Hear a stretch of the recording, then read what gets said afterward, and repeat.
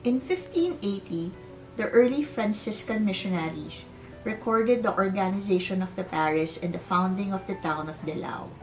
Their annals describe Dilao as being located at 14 degrees 35 minutes 55 seconds latitude in a broad, flat, and marshy expanse on the left bank of the Pasig River, bounded by Pandacan on the north, Santa Ana on the east-southwest, Malate on the south, Ermita on the west, and about 2.5 kilometers east-southwest of Manila, the capital city.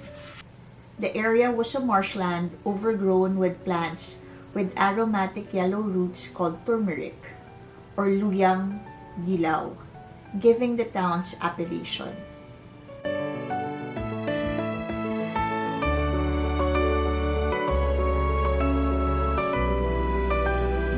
Hello everyone, my name is Margo Kamaya and I hope that you're having a good day.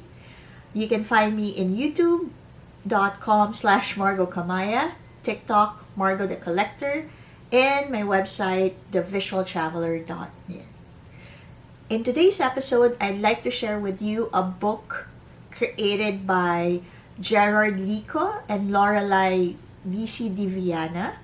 Right? Mr. Lico is an architect as well as a cultural heritage restorer. And Miss Lorelai DC Di Viana is a historian, particularly for Manila. Okay? Alright, so this one was sponsored by and published by NCCA. So NCCA is the National Commission in Culture and the Arts. So that's NCCA. And this book is all about Dilao, urban and cultural history of Paco. Okay. So Paco, which is a district in the capital city of Manila, its original name was called Dilao. So this is the original Dilawan. Okay. So there are three, how would you say it? Three anecdotes regarding the name, no, of Dilao, or where it came from. So first, Dilao, it was because of the yellow turmeric or luyang Dilao, which was abundant in the original area where Dilao was situated. That's the first. Second was that during the the early 17th century, around 1601 or 1602, right? The highest daimyo, Japanese daimyo, who was Catholic, right? Migrated, not really migrated, but had to move to the Philippines because of the persecution of Christians in Japan. And this particular daimyo is called Lord Takayama Justo Yukon, or Justo Yukon Lord Takayama. So the Spanish colonizers, because of the Japanese are described as yellow-skinned, they said that that's where the Dilao, the name of Dilao, originally came from. Right? And then those are the two, not three. But eventually, in 1791, when the Dilao village was moved to the present area where it is, right? It merged with other villages. It became known as San Fernando de Dilao. And that's the name that the Spanish colonial government wanted the place to be named. But because the original missionaries who established the town of Dilao or district were Franciscans, and one of the nicknames of Francisco is Paco, that's where the change in the name came about, right? So from Dilao, whether it came from the yellow turmeric or from the Japanese migrants persecuted Christians to Paco, which is the current name of that Manila district. Right? So just by simply by the name itself, it's what you call this, very very intriguing, right?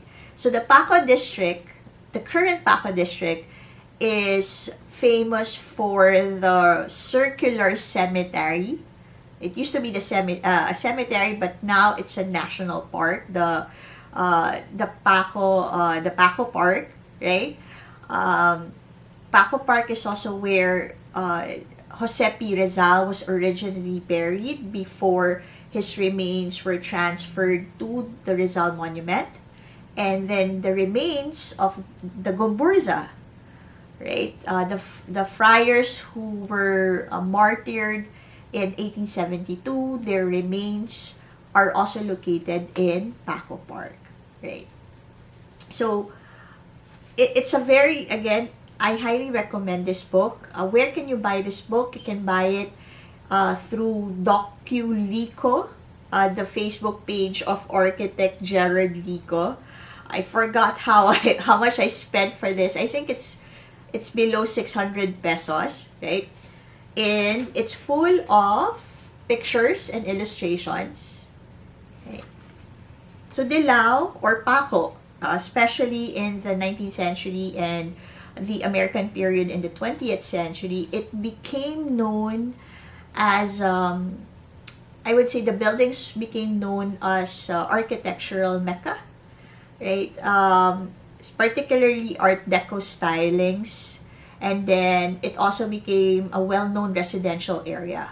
But after World War II, when the rich folks transferred to other locations, Paco became a middle-class residential area, right? Okay. So Paco Station is located there. The original Esco shoes, right? Here, more pictures. Okay.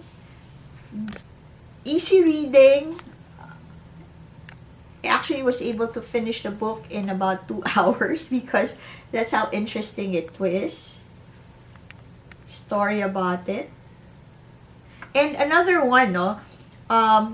Originally, so the original location of Dilao, the reason why it was transferred to the now area of Paco was because during the British invasion, the British Army used the town as their defense.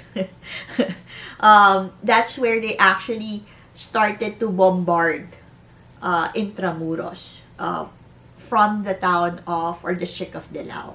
So after the British invasion, a lot of the building structures were destroyed by the Spanish colonial government because they wanted to avoid having, just in case future invasions, use the town as a defense, no, against Intramuros. And then eventually in 1791, it was totally, I think, the town or the village was totally cleared away, and they transferred to the now present location of Paco.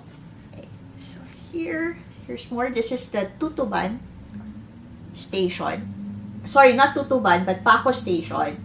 So in the 1990s, the post office was planning to make this into a shopping complex or commercial complex similar to Tutuban station, but never happened. Right? Peña Francia, so Our Lady of Peña Francia is also venerated in Paco. They say that this is the Our Lady of Peña Francia in Paco or Dilao is actually older than the one in Naga. Okay. More photos. Jose P. Laurel and his family stayed in Paco. No? Their houses were located there. Even Fidel V. Ramos, his family also stayed in Paco. So more and more photos. So this is now the present church of Paco. Alright, so again, Dilao, Urban and Cultural History of Paco by Gerard Lico and Lorelai D.C. de Viana. Recommended Philippine history book. Okay. I hope you like this episode. I'll see you all in my next one. Thank you everyone. Stay safe. Take care. Bye.